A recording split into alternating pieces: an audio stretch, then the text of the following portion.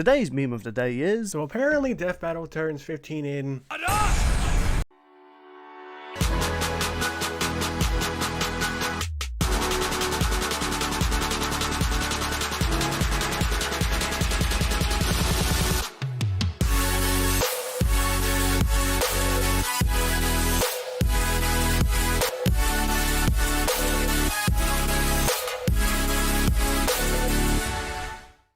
Hello, ladies and gentlemen. Welcome back to Lads Discuss Death Battle. I will be your host, Sean, today.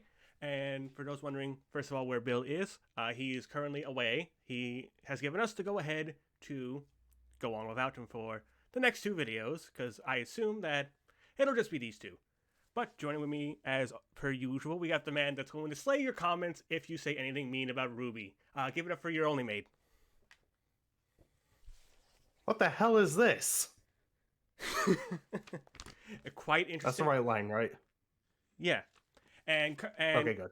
And introducing a guest that we have today who tried to ice skate uphill. Sorry about that. Just to get in. How did you flub that? I got tongue-tied. But he tried to do that just to make his way here. Give it up for Kier Armstrong, everybody. Ice skating uphill goes like running uphill is shadow. Luna Snow makes it work. I will say that much. But before we dive into the previous episode of Death Battle, as well as the next time with technically 3 returns, we'll dive into that later, though. First things first, we did a poll recently, which is something that we haven't done in quite a while. We asked, for the joke poll, who rocks the piano better? Was it Kilgore from Ruby X Justice League or Soul in Ruby Rose vs. Maka Albarn? And after 38 votes, Soul won 71 to 29. I think more people were aware of Soul playing the piano than Kilgore. Well, Kilgore, you tried and failed. Miserably, might I add. He's a comic book villain, like, that's kind of their thing. That is true. Also, it's even established he's not very smart. Well, we'll see if any of our comments have been smart from the previous 2 discussions. We'll go over some brief ones real quick. Let's start with one that was directed at our co-host mate real quick from Yang the Insane regarding our Ruby versus Maka discussion. I'll be honest, I'm surprised Mate had more issues with this episode, but Sean and Bill were more positive regarding a Ruby death battle. One of them was a joke. That being the whole, like, not mentioning Maria thing. Gotcha.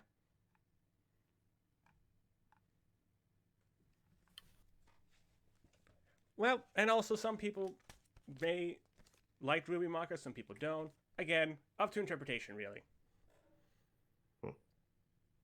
And an interesting comment I saw from Cyber Mecho Blade. From what I hear on Twitter, they said Ruby was revived and they became friends. I think that's regarding what Liam and Luis did. Apparently, there was like a special screenshot of a different ending from the animation that they did. Oh, yeah, that was. Yeah, so that one was pretty cool to see.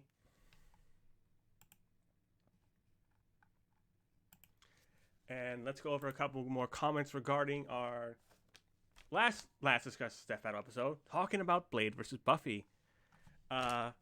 We just did a Yang the Insane comment, so sorry, Yang. Not going to go 2 for 2 for you. Let's go with Reese with this next. If she hates it, then that's on her. Let's go with Reese with this one. At first, I was confident on who I thought was going to win, but now after hearing everything, I have no clue with everything I heard. At the moment, I'm going with Blade, but I can see how Buffy could win. And for the announcement, we'll miss you, Bill, and curious how Mate and Sean will do the auditions, but great discussions, and we'll see you soon, my friend. I'll figure it out. Yeah, funny thing about that. Yeah, life sucks. It got in the way. Well, then we just never even ended up doing it. Yeah, because life is a bitch sometimes. Wow, you two. Wow. And the last comment we're going over today from Fireball RKO. This one is too close to call. I'm cheering for Blade, and I will be okay with whoever wins. Ismahawk is going to make this fight awesome, especially since my volume warning in Ruby versus Maka's reaction Also, Billy, I wish your Billy Ween season the best of luck, and I'm curious who will fulfill the substitute co-host. We'll give it up for Kier. No. Alrighty. Those were our comments. Thank you, folks, for leaving those comments for our last 2 episodes. And that poll, we didn't think it would do quite as well, but here you are, just proving us wrong. And you know who wasn't proven wrong? Wesley Snipes. He was right. There only really was one Blade, as we talk about Blade versus Buffy. I made that joke in my reaction as well. Yeah, so Buffy won. Also, I guess spoiler for anyone who hasn't seen it, but I wonder why the hell you would be watching this as opposed to the actual series itself.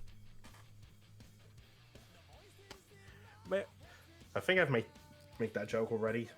it happened. I swear there might be people who actually do that sometimes. But Buffy won the episode. Yeah, some do. Buffy won the episode, but honestly, the lads were very split when we did the predictions for this one. Yeah, I was split when we were discussing it. I was not split when I saw the analysis. That's going to be... Jesus Christ. That will be one of the critiques I have regarding that episode. But before we dive into that, let's start, as per usual, with the episode was Blade versus Buffy. How did we feel about Blade's analysis? I mean, I liked it, though. While it was funny, the whole, like, yeah, seriously, there are vampires. Why is no one talking about this? Like, guys, you've said that Dracula exists in Marvel before. Like, this isn't news to you. Apparently, Wiz... Also, I'm like, compared to Dracula and vampires existing, I think a lot of the superhero teams have a bit more important shit to worry about. Wiz has... Yeah, you know, like... Galactus, for example. Or Doom. Or if you're a big fan of the MCU, Or... Thanos. Kang the Conqueror.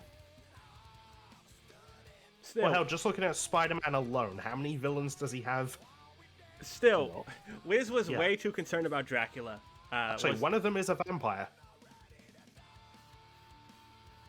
Yeah, So yeah, we be knowing about the vampires in Marvel. Yeah, one of the things I was surprised with, because I was focusing on 616 Blade, because that's like Marvel's primary canon when we were doing Lads. They gave Blade everything that they could for this episode. The Blade, Oh yeah, it makes sense. yeah.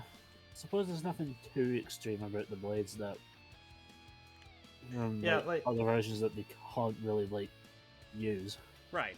Yeah, like, is giving him martial arts from the movies really that, like, out of the question? And like, if people had a No. problem with that, then you should obviously have a problem when they did it for John Wick.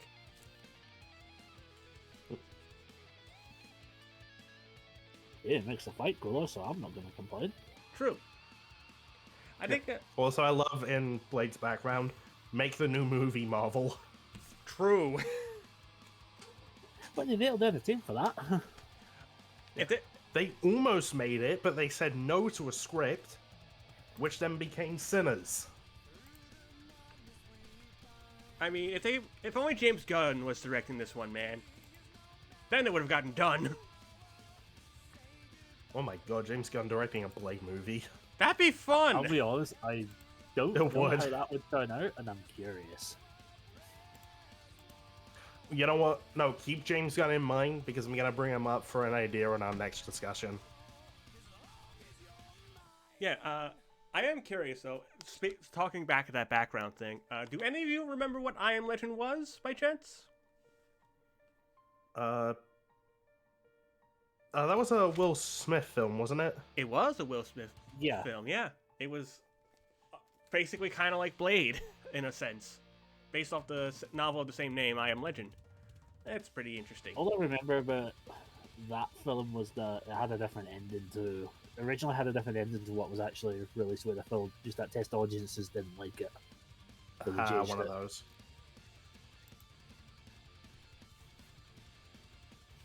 Yeah, there was a lot more to Blade than, people give him credit for. I know people, like, classify him as, like, street tier, but Blade's done a lot of cool stuff.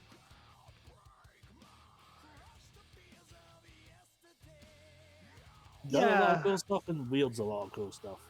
You're telling me. like the Hellfire shotgun and the breathing gun. Dude, that breathing gun is creepy, but it is a really cool concept. Also, the Hellfire shotgun sounds like something that should belong to Ghost Rider. It does. He just took it. Yeah, they have the same shotgun. Oh yeah, you even bastard! Go back here with that shotgun. Fuck off! It's mine now. Yeah, no. So, I can see why people were wondering why they would give Blade everything besides primary 616. This is why, because there's a lot more tools that Blade would have access to.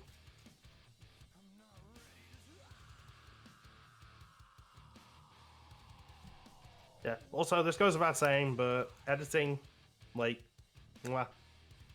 Wonderful job as per usual. That we praise this a lot when it comes to it. Praise be my editors. Praise be the editor. Leading the editing was, well, episode editor wise, was Marshall Johnson. Well done, Marshall. I feel like at this point, like, the editing gets praised so much, we need like a praise the editing jar. Praise the editing jar.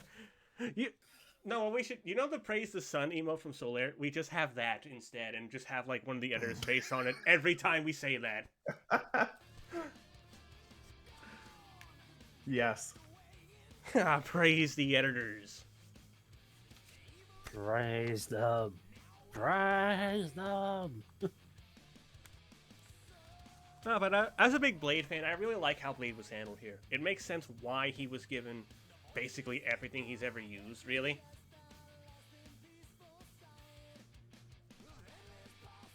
Yeah, I was actually wondering about that because, like, of us, you were definitely the most excited for this. Yeah, I really like how Blade was handled in this one.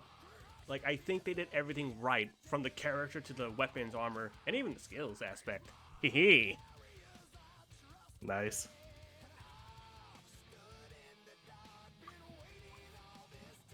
Also, just a random feat just thrown in there. Fought a horde of killer geese with Deadpool.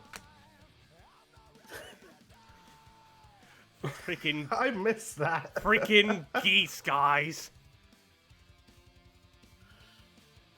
That's what happens when you drop the ooze in the world of the Untitled Goose Game. Yeah. Yeah. I mean, you guys know how, like, violent geese get, right? Oh, yeah. Also, Don't mess with geese. Also, They're vicious little buggers. The fact that they threw shade at Wesley Snipes so subtly towards the beginning, well done. I praise you for that. I don't think many got that joke. I did, and it was hilarious.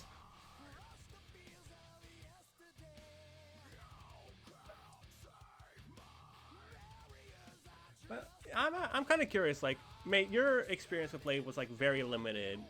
What did you think? It was literally Deadpool and Wolverine. Right. But after seeing Blade's analysis, what did you think overall of it? Goddamn, dude. Now you see why I like this character. Yeah, also, seriously, Marvel, I order you to get thy shit together and make the movie. Make the movie, damn it. When would they even release it? I don't know. At this rate, I don't know. Just make it happen, damn it, Marvel. Considering we've got 2 Avengers movies coming up on the Spider-Man film. Oh yeah, I'm excited for those, but, like, seriously, make the Blade movie. Don't let this be another Gambit situation from Fox. Where they're just basically George R.R. Martin, just from South Park, being like, don't worry guys, it's coming, it's gonna be amazing! And then it just never gets made. Off topic, I really did like that cameo in Blade. Like, Channing Tatum stole the show at that point. You finally got to do it. You know how long I've been waiting for this? Whew, I'm about to make a name for myself here. It's fantastic. What about you, Kier? what did you think of Blade's analysis? I think you weren't that familiar with him when he was revealed. Yeah, because most of what I knew from Blade mostly that came from the movies and what people have been, and of course his appearances in the video games. But I wasn't aware of some of the like really out there stuff that he does. Like, of course, stuff like the breathing gun was really new to me because I didn't know about that going into this episode. Yeah, I think it was a case of like most people assumed we would do like the normal Marvel thing of 616 for these characters, but they decided to expand Blade's repertoire, if as it were. Certainly makes for, as I said, certainly makes for a more interesting fight. Oh, we'll get to that and the general consensus that the audience has about that, right? We'll get there shortly. Overall, though, I think Blade was handled very well in that battle. Like they went above and beyond for this character. He did. And now we get to talk about a character that most of the internet didn't know who the she was, and now realize how badass she is. It's time we talk Buffy Summers. Yeah, like the amount of things I saw where it's just like, oh yeah, people didn't know who Buffy was, and I'm like, seriously? Like, not even just like casually, oh yeah, I've heard Buffy the Vampire Slayer mentioned at least in other media. That surprised me because most of us here knew who she was to an extent. Like, Yeah, I haven't had the chance to like before this episode like go into our series because I never really had a way to watch it until Disney Plus. Yeah, Well- nor did I, and I literally just knew of the name. yeah. Buffy is like a late '90s, early 2000s icon of female badasses. To be completely honest with you, like they did a lot with her character just because of how popular she has gotten, and just because people just really like the Buffy series as a whole. Although there's one thing I disagree with Buffy on. Likes pineapple pizza. I don't. This debate will rage on to the end of time until people discover strawberries and pasta. I feel like at You that... know what, Sean? Go The ahead. fact you brought this up, I can only imagine what Bill's gonna say when he finally gets back. We'll just find Sean's corpse. It's literally gonna be like, starts the episode. Oh, by the way, Sean, fuck what you said about pineapple pizza, and I'm just gonna be there like, we're seriously doing this again. I feel like... This debate will rage on to the end of time. I'm going to say this as a joke, but if you rooted for Blade after seeing Buffy likes pineapple pizza, I do not blame you. Wait, did people actually do that? I feel like someone might have as a joke. Okay, as a joke, that's funny. But... oh boy, guys. Buffy's had a lot of material to cover. Over... What was it? The exact title, like 128 novels? Essentially, when More they than they Halo. revealed that, and I was like, Jesus fucking Christ. Buffy the Vampire Slayer series is a lot like Doctor Who. There's a lot of extended official media. Yeah. No, this is... I remember talking to Proboscis about this, because I asked, like, how many novels does Halo have in response? Not as much as Buffy, so at that point he was like, okay, I need to stop talking about how, like, taxing researching Halo was. Yeah, Buffy was Didn't harder to Halo have, like, research 30 than Master novels? Chief. Fucking hell, guys.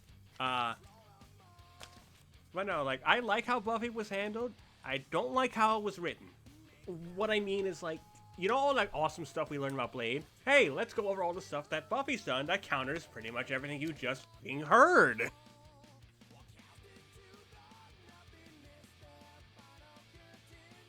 I feel like that's my biggest problem with this episode, was just the writing was just like, as if they were specifically countering the things they just said. I mean, I kind of get it. Yeah, because in a way, when you rewatch it enough, you begin to notice, Mhm. and then it kind of just they basically kind of spoil how the fight's going happen before it starts. Yeah. I mean, even then, it's like, okay, so yeah, she can counter like these abilities, but what about stats? And then it turns out, oh, Yeah. yeah, Still, like, the lore of Buffy as a whole is a roller coaster. Because a lot of what they talked about was from specifically the show that started in 1997. Like the whole Slayer curse originated from, or blessing, whatever you want to call it, originated there. And also just the fact that, like, the avatar of vampire killing. right, as well as the fact that they decided to bring Buffy back after she fulfilled it. Because, ouch. Oh wait, this Done, I series is fulfilled my successful. We destiny. need her. Destiny. Oh, we've done it, everyone. Oh, a few weeks later. Oh shit, we really need her back. Otherwise, we can't continue the franchise. That part was, like, very depressing for people who've never seen Buffy, I imagine. Like, Oh my god, it's like Spawn all over again. right? Wins the day sacrificing himself. Oh shit, we need this to continue. Bring him back. How? Fuck if I know. Yeah, Buffy's friends just wanted her back, man. And, like, the fact that they went into the detail of, like... That makes more sense than Spawn. I mean, yeah, it makes sense, but, like, the thing I praise is just the way they worded, like, how Buffy actually felt after, you know, getting brought back again. She didn't feel, like, joy and everything. She felt depressed afterwards, because it felt like her whole life at that point felt like nothing now that she came back. Oh my god, like... yeah, you know that whole monologue that Yamcha has at the end of DBZA? When Vegeta's processing Trunks' death? Like, that is Buffy's mindset.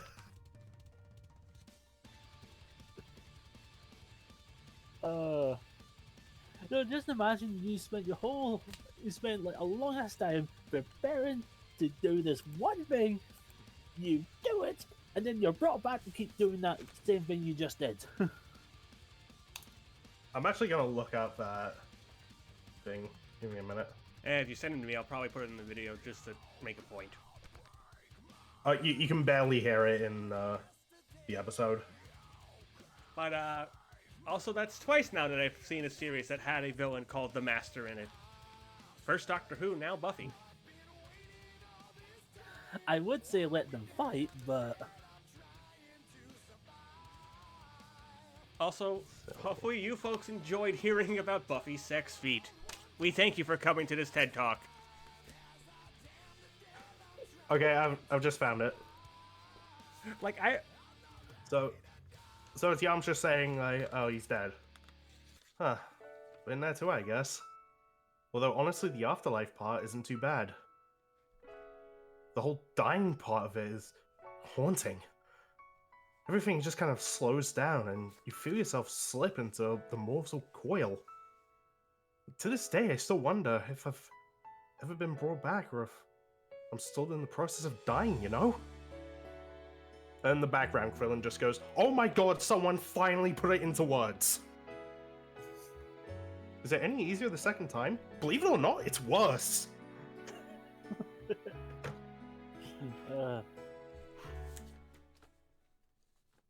yeah. Like, that is a good way to kind of compare the two, honestly. And we talked about how many toys Blade has. Oh boy, folks, look at all the toys Buffy has. as we casually go past the sex feat. Well, to be fair, I think we can all agree Buffy's sex feat was greater than Homelander's. Oh yeah. At least both parties survived. Oh my god, yeah. So does this mean Buffy would beat Homelander? Absolutely. Yes. Oh, Buffy beats Homelander just using the TV shows. No, but like, that feat in particular, I really like seeing people react to that part as well. Just like the whole "what the fuck" aspect of it, you know? Like, literally and figuratively. Well, it's the science of the fuck.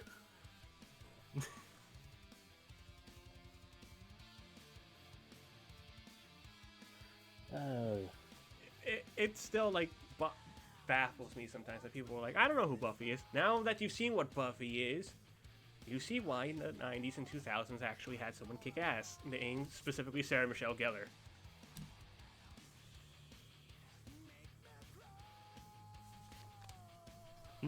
Oh, and someone I didn't know about was the Slayer Scythe, Oh yeah, this thing. which is more like an axe, but whatever. Yeah, the big weapon in Buffy's arsenal.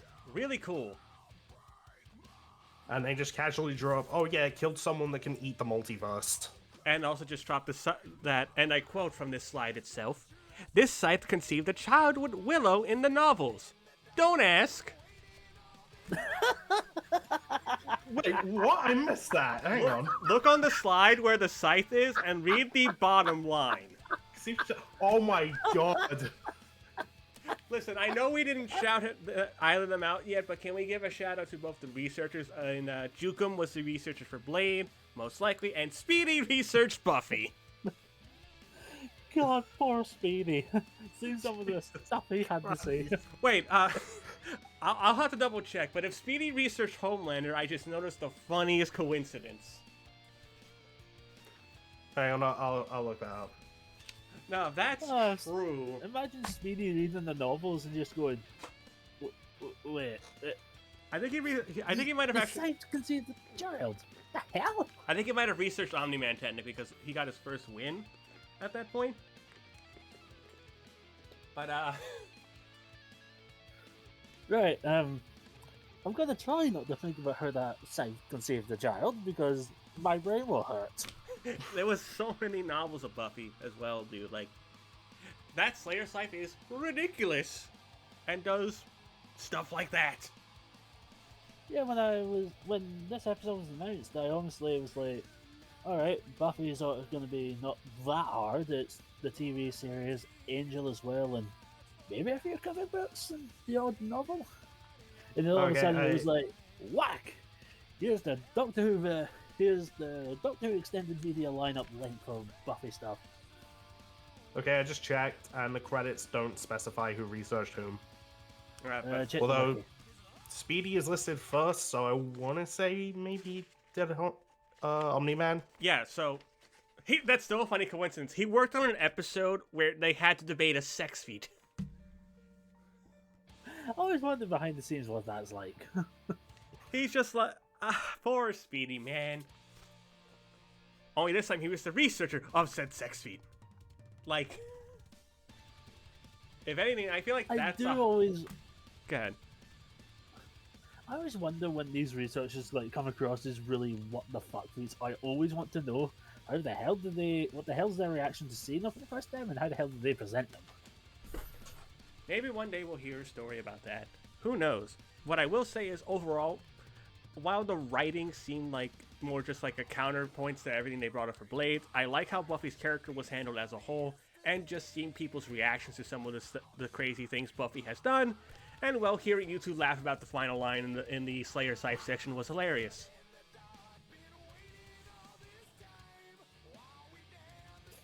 Yeah, so hopefully people got a kick out of that. So, again, we'll start with Maid for other final thoughts as well, since you weren't familiar with Buffy as much. What do you think of her overall? What the hell were these writers on? Good question. Yes. You know what? No, I'm stealing a joke from Wiz. They were on heroin. A strong female protagonist.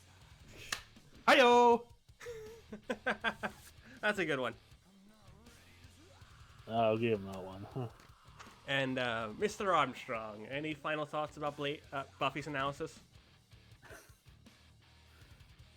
Wow, there's a lot of extended media for her. Yeah, as we later find out, she has over 500 comics. Look, it's probably also why they gave Blade everything, because they have to give Buffy everything. Because if you didn't, then the results would be drastically different. Yeah, because I thought it was just mostly going to be like Blade's main comic run and the Buffy TV series. I think that's when most people saw it. Yeah, I think that's when most people saw it at first. Yeah. But like they had to give both these characters everything. I don't think many people were aware of just how much extended media Buffy has. It's like when I was looking up the Doctor and I was like, oh, there's a lot of crap to do here. I feel sorry for him has to do this. Well, I think overall, I think we can agree that we learned a lot of cool stuff about both these characters overall. Yeah, now let's talk about them fighting. Right. Ismahawk is back as and- they recorded in a nightclub called Disco Pussy. No, really, that's the name of his nightclub. Yeah, so audience, you're welcome for that information. Yeah, we were just on a.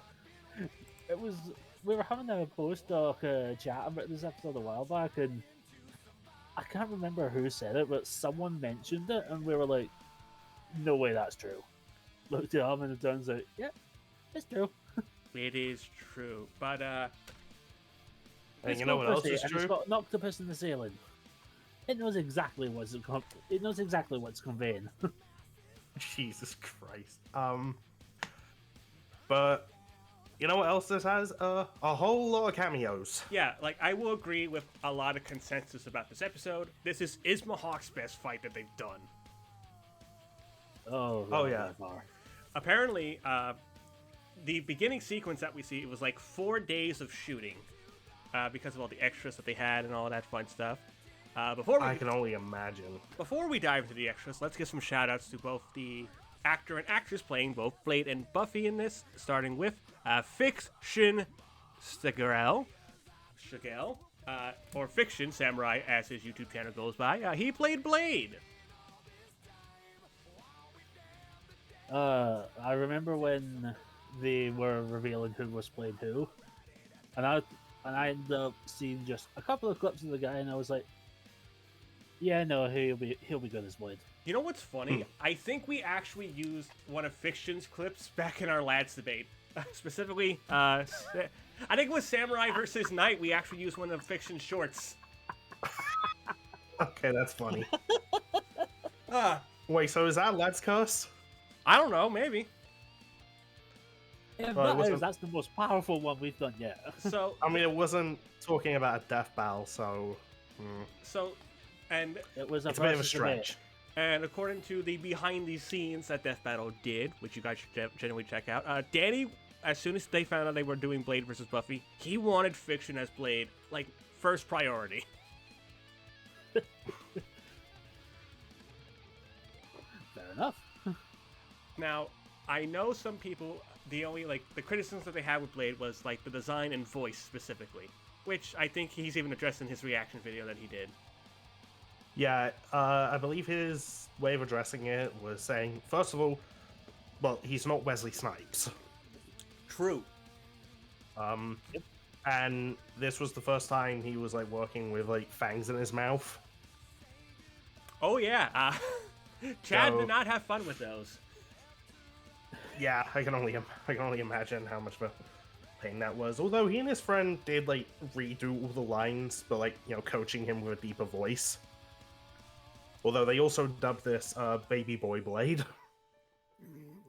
And plus, like, I will take badass stunt work over voice acting any day in a live action fight. Oh yeah, same. Yeah. And then playing, Like, make Go fun ahead. of this guy's voice. he can kick your ass. Yeah. And there's even more stuff that Fiction was able to do. Like, just touching on this real quick, talking about Blade. He had a sword guy make some of Blade's swords that he got to keep. Ooh, that is Sweet. awesome. Yeah, like, apparently Danny was like, okay, I don't know how we're going to do some swords. And Fiction's like, I got a sword guy. Leave it to me.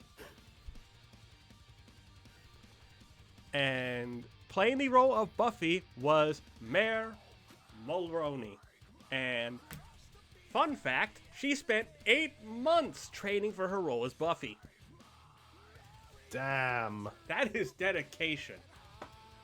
Yeah. It certainly pulled off. And, like, I know some people weren't really into, like, the look of Blade and everything, but I think Mare, from the look alone, nailed Buffy 100%. Like, Yep. you look at that, like that stand image that we saw in, like, the sneak peeks, I believe that that's a Buffy actress.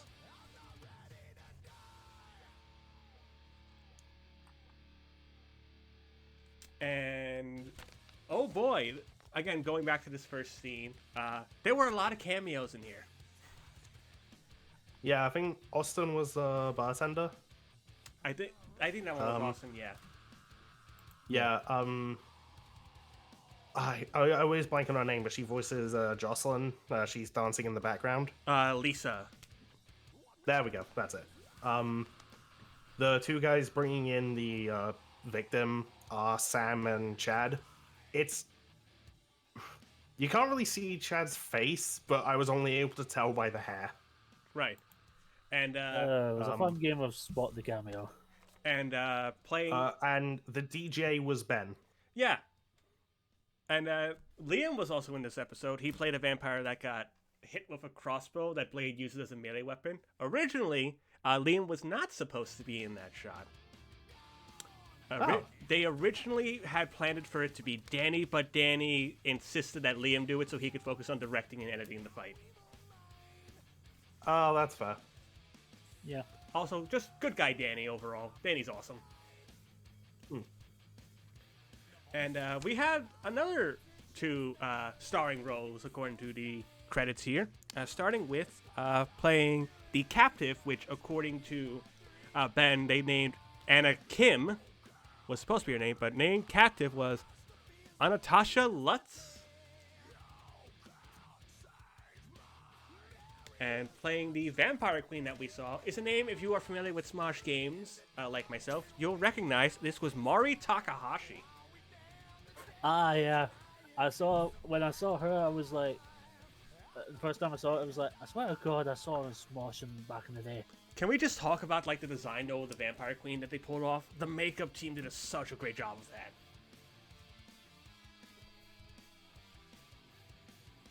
that. The makeup team, they're very underappreciated when it comes to this sort of stuff. Oh, yeah. Yeah, like 4 days of filming this sequence alone, dude. Like that is just nuts to think about. And like the fangs, oh boy. Apparently Chad couldn't eat properly with them.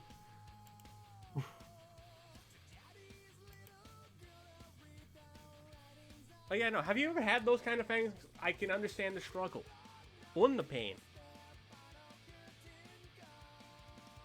Yeah.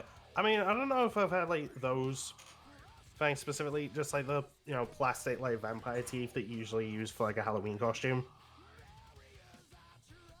Yeah, but they went. That's Yeah. the extent most of used to. Yeah, I think they went full prosthetics with these because it felt right and more natural to do it. Also comes across better on camera. Oh, yeah. That too, and just like the whole opening sequence of this fight being like a reminiscent of the first Blade movie was a really nice choice.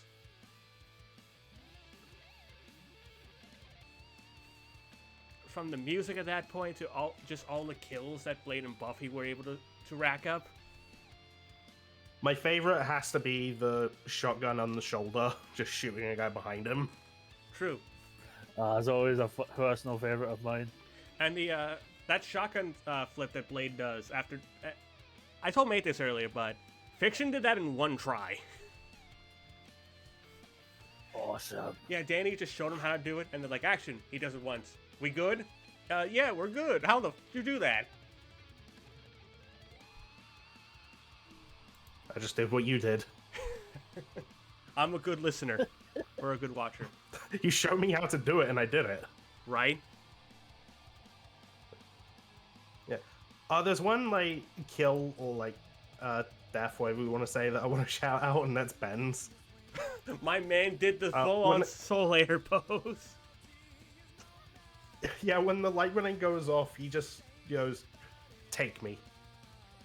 Yeah, because I think he headcanons that the dude he was playing was a big fan of Blade. So he was just like, hey, if Blade's gonna kill me, I'm dying happy. I'll die a happy man. chatting back Happy on... vampire. So Ben also told another behind-the-scenes thing about that DJ set. Those headphones he has, they actually belong to Mari, oddly enough, because he didn't have a spare headset on set. Oh. So Mari let him. Mari let him borrow hers for a few days.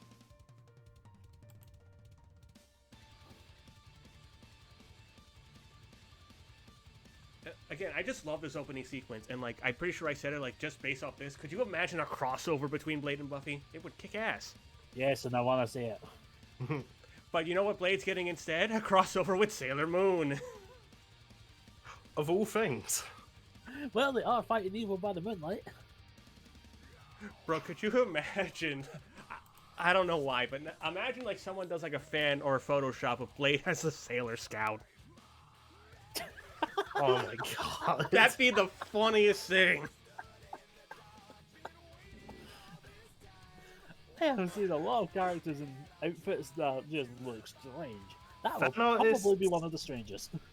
Fan artists who actually listen to this, we have set you a challenge. Get on it, Torok.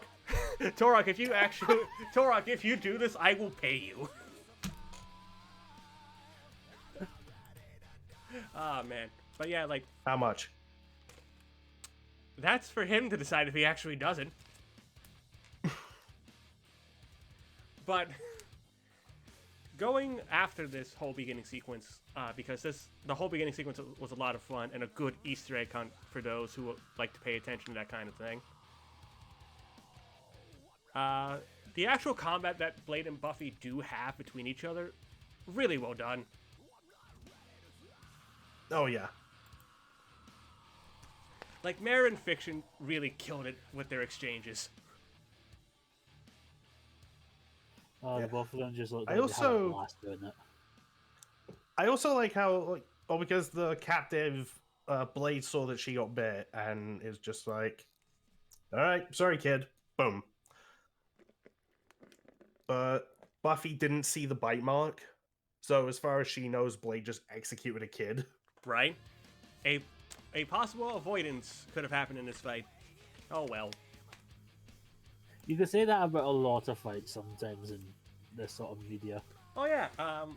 So fun fact, the owners of Disco Pussy were okay with them doing a lot of cool stuff in this club. The bathrooms are like that naturally. Like all the walls and floors are naturally like that. The red lighting was the only thing that they changed for that scene. Huh. Fair enough. They must have looked out. They looked out in a pretty good set then. Yeah, no, because Yeah. this was a Disco Pussy is located in Las Vegas, Nevada, so it is a little out there. How many Death Battle fans do you think you're gonna make a point to like go to this nightclub after this episode? I should probably consider it when I go to Evo. Imagine that was if that's the case, and if someone has done that. Yeah. Oh, there is one other thing that Fiction brought up in his reaction. I want to shout out in the bathroom fight scene. There's that really awesome kick, jump off the wall kick Yeah, that Blade does. Yeah, that was his idea. I can totally see why. He just suggested it, and they were like, "Do you think you can do it?" And he's like, "I'll try." Yeah, no, I think they did a really good job with it, with the fights and everything. Cause hot damn, some of this looked brutal. Like when Blade goes for the stab in the shoulder, like when it does like hit Buffy, it looked very good.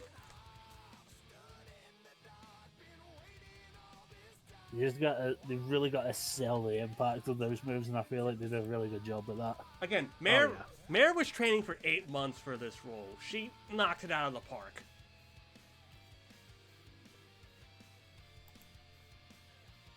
And another As I thing, said, certainly paid off. and another thing that we didn't talk about, what you see the tattoos that Blade has when he takes that coat off in that beginning shot, right? Yeah. They actually had a tattoo designer and application artist do that specific tattoo. Oh. Yeah, no, they went above and beyond with this one.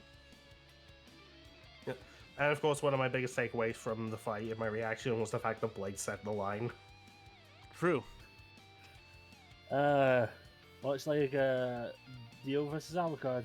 You're gonna have to get that reference in somewhere. So I remember someone saying something interesting as well, because I'm pretty sure he went by his real name. They said Speedy actually was an extra in this, but but obviously Speedy goes by his username with researching. I think they use his actual name for extras because it's required by law. Oh. Neat. So while I don't know Speedy's actual name, Speedy got killed on screen for trying to say Buffy wins. That's my headcanon now.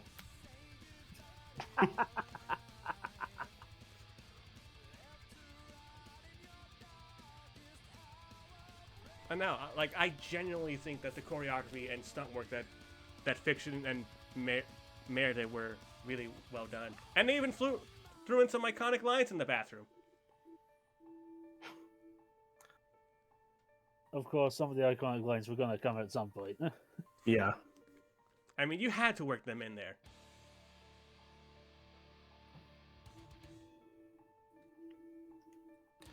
Yeah, and then finally we get the adamantium sword versus the Slayer scythe. Oh yeah. So a couple interesting things about the Slayer scythe. There were 2 versions of that prop used in this one. Makes sense. And we'll talk about the shot. I'll actually talk about the shot now. But the shot where the breathing gun gets broken, Mare actually broke the prop. Oh, really? It's the car window all over again. I was about to make that joke.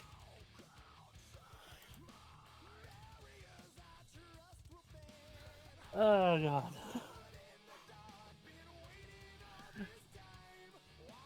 Well, did they break the prop doing damage in it, or did they break it before that bit? I think when she hit it, they noticed it was actually broken before they got the editing effects in. And She might have saved them a little bit of time in that department. So she was Maybe. She also apparently is going to receive one of these scythes. She forgot to grab one, but they were gonna let her They were gonna let Mare keep one of the scythes that they used in this fight. Oh, they'd have to. Like, Yeah. She just forgot to pick it up. That was literally the reason why she didn't have it. Because someone asked them, did you keep any of the props? And while Fiction was getting that sword we were talking about, Danny brought up how Mare was supposed to get one of the scythes. no, but they're shipping it to her, right? Yeah, they're going to try to because, again, the guy who played Daredevil and Nightwing knows Mare as well, so they can send it to him and give it to her that way. Mm-hmm. Yeah, that'll work. And fucking brutality is the best way I can describe the kill shot of this fight. Ooh, yeah. Although there is a reason that it is censored a bit. Because the literal name of the club is next to Blade's body. Hold on, what? Okay, so if you look, do you see the orange and blue blurs? Those are the names of the club that they had to blur out. Oh, they really should have just Oh my done it. God. Jester. That would have been so funny seeing this dead body next to the one, per se. Well, yeah, they thought it wasn't a good idea to do that, so they kind of blurred it out, of course. But Jesus Christ, Ismahawk, you really upped your death game with this one. Oh, yeah, for sure. I heard they brought in like a gore team for this. That they did. Like, people that knew what they were doing with this, and well, certainly helped. Oh, and afterwards, like, putting on Blade shades and then making a pun out of killing him. That's actually a common trope in Buffy. They always end off a pun. Yeah. Yeah. Also, Buffy, I would not put those on. Those were in the floor of a bathroom nightclub. But nightclub's bathroom. She'll be fine. Like, I don't think. Let Sean be in his own little world about this. He doesn't need to know. Look, to be fair, they probably got as much cleaning as they could do because the owners of the club knew that there was going to be filming there. So they're just like, we'll do what we can to no, help I just you mean out. in lore. Right. So what a brutal way to end that fight. As after hearing everything, Buffy wins, and based off the post analysis, I can totally understand why. Yeah. Yeah, because I remember the more and more like people started to talk about this like online, the more people that seem to know who it both were saying it's rather close when you think about it. I mean, it is. Blade definitely has the tools to put Buffy down, especially since they were even in speed. If they weren't even in speed, then you could say it's one-sided. Yeah. As well as just like the whole reason Buffy got skill, for people who probably still are unsure if Buffy should have had skill, it makes sense that given that she can tap into past Slayer's fighting abilities and whatnot. Yeah, that's why I kept saying, like, she's the avatar of vampire murder. She was she was the origin of the Avatar state. Because of the whole she came out before Avatar thing, of course. And well, that's Slayer Well, yeah. Slayer It's Scythe just Avatar is more iconic. Slayer Scythe go burr. Yeah. Like, both had ways to beat each other at the end of the day, but Buffy just had a little bit more going for her. Again, Yeah, and more, like, resistances. again, if they Buffy just was capable of doing it more times than not. again, Yeah. if they again, this is why they gave both characters everything, because if they didn't do that, I genuinely do believe Blade would win. If they only focus on like TV show, if they focus on TV show Buffy specifically. Yeah. Speaking of and which, just comic Blade, yeah, I feel like that might have been the case. So it Speaking makes of for a way which- more interesting fight if they include everything. Yes. there's a black box I want to comment on, and it's while Blade knows of Buffy the Vampire Slayer, and according to Marvel's Midnight Suns, it is his favorite TV show. Let's be real, he hasn't read the novels. I'm just now picturing like Wesley Snipes' Blade, like reading the novels, and you just walk past him, he just goes, See, "What the fuck does this I can save a child?" see, read and he's the, just like, don't ask. Can you imagine though, like his daughter watches Buffy with him as like a pastime now? That I can totally see. Honestly, yeah. Yeah, but like, Oh my god, could you imagine, like, the Blade movie finally gets made and that's a scene? do it. But yeah, no, like, Do I it, mean- cowards! Disney have the rights to Buffy, so but yeah, at the end of Oh the my day, god. at the end of the day, I do agree that when given everything, Buffy does pull out the victory. And my friend was right all those years ago back in high school. Congrats. they played the long game. Overall, though, like, I really like this fight. I think Fiction and Mare did a phenomenal job with everything that's going on. I'm going to pull up something that Bill has said regarding this episode as a whole real quick before we move on. His spirit remains. So, quote from everyone's second favorite British co-host on this show. Thanks, man. Of course. Analysis was hilarious. A lot of references and callbacks, as well as a lot of stuff even on Blade I was not aware of. Like a living gun. How have I only just learned that? The fight was great. Felt like Blade opening from the first film. The actors were great. Fight choreography stands out above the last two live action fights. And the soundtrack is straight up boppin'. Yeah, the soundtrack was called Neon Ash, and this was by Theirwolf Media. I actually really like the soundtrack to this one. It's pretty After cool. every episode, I listened to like the soundtrack on its own, and I was just like, "Oh yeah, I can totally play this in the background and just vibe to it." Yeah, I think Theirwolf did a good job with this one. Yeah, it's a 6 minute long track. They make it as long as the fight is, to be fair. I Yeah. know, but Also, it's impressive the fact that he made a really good one that lasts 6 minutes. It's not That's very the- easy to do. that's the second time Theirwolf's done that this year, my guy. I know, but it's not very easy to do it. To do it well. For those To do wondering, it well for those twice. for those wondering, last one was Redeye from Kratos vs. Asura.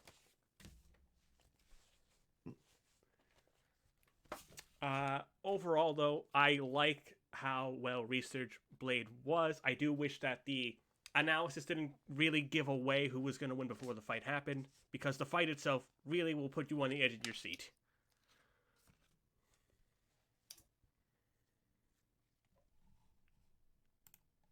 Anything regarding this episode as a whole, Mr. Mate?